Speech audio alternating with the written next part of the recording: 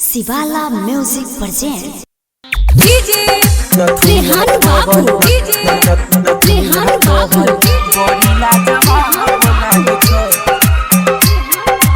गोपालगंज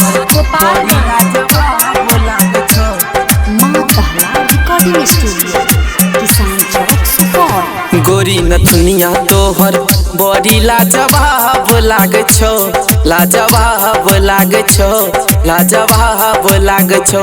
गोरी नथुनिया तोहर बड़ी लाजवाब लागे छो, लाजवाब लागे छो, लाजवाब लागे छो। कान के बाली तोहर गोरकी कमाल लागे छो, गे कमाल लागे छो, गे कमाल लागे छो। गोरी नथुनिया तोहर बड़ी लाजवाब लागे छो, लाजवाब लागे छो, लाजवाब लागे छो। नथुनिया तोहर नथुनिया तोहर बड़ी लाजवाब लागे छो। गोरी नथुनिया तोहर बड़ी लाजवाब लागे छो, लाजवाब लागे छो, लाजवाब लागे छो। नथुनिया तोहर गोपालगंज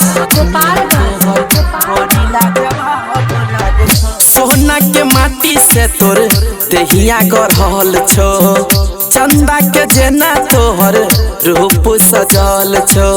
सोना के माटी से तोर देहिया गढ़ल छो, चंदा के जेना तोहर रूप सजल छो, सजल छो। थोड़ा कलाली तोहर गोरी लाले लाल लागे छो, लाले लाल लागे छो, लाले लाल लागे छो। गोरी नथुनिया तोहर बड़ी लाजवाब लागे छो, लाजवाब लागे छो, लाजवाब लागे छो।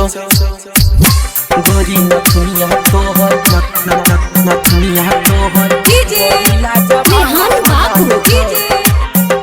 गोरी नथुनिया तोहर बड़ी लाजवाब लागे छो, लाजवाब लागे छो, लाजवाब लागे छो। नथुनिया तोहर नथुनिया तोहर बड़ी लाजवाब लागे छो। मां कहला रिकॉर्डिंग स्टूडियो किसान चौक सुपौल। करबो बड़ाई कते बोले हमर जान गे, बड़ी फुर्सत से बनल को भगवान गे। करबो बड़ाई कते बोले हमर जान गे, बड़ा फुर्सत से बनल को भगवान गे, नल को भगवान। हाँ हाँ रविंद्रा संगे जोड़ी कमाल लागे छो, गे कमाल लागे छो, गे कमाल लागे छो। गोरी नथुनिया तोहर बड़ी लाजवाब लागे छो, लाजवाब लागे छो, लाजवाब लागे छो।